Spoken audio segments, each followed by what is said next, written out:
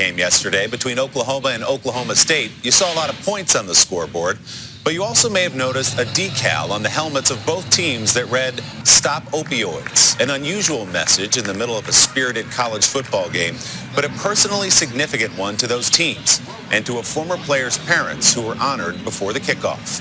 In our Sunday Spotlight, Harry Smith looks through the story of one young man at the American epidemic that takes 90 lives every day.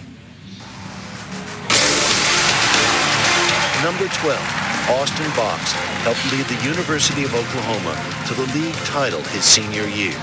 He was that guy, a football star, a charismatic teammate, loved by all.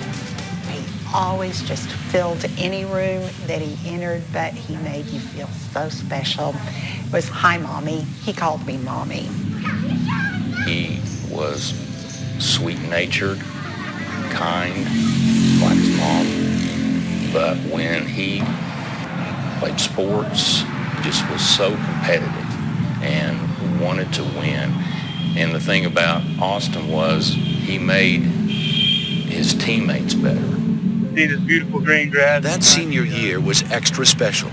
He'd overcome a number of injuries. He'd fulfilled his childhood dream. Yet days after Austin's graduation, the Boxers were called to an emergency room. Austin was dying of a drug overdose. On the phone, an old coach. "You need to come to the hospital. All I can say right now is Austin's breathing."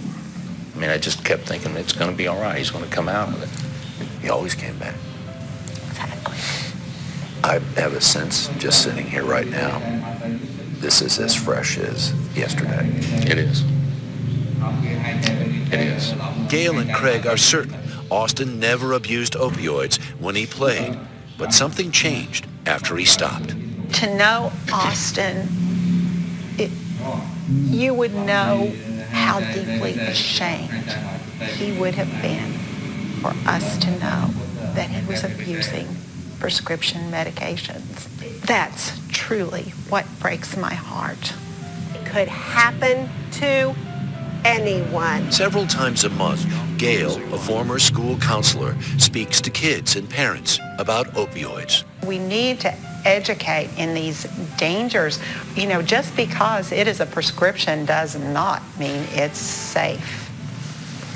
Oklahoma set a record last year for the number of drug overdoses that ended in death. Does it feel to you like the country gets it? I'm 60 years old, and it shocks me to think what has happened in our country in my lifetime, that we have this problem now.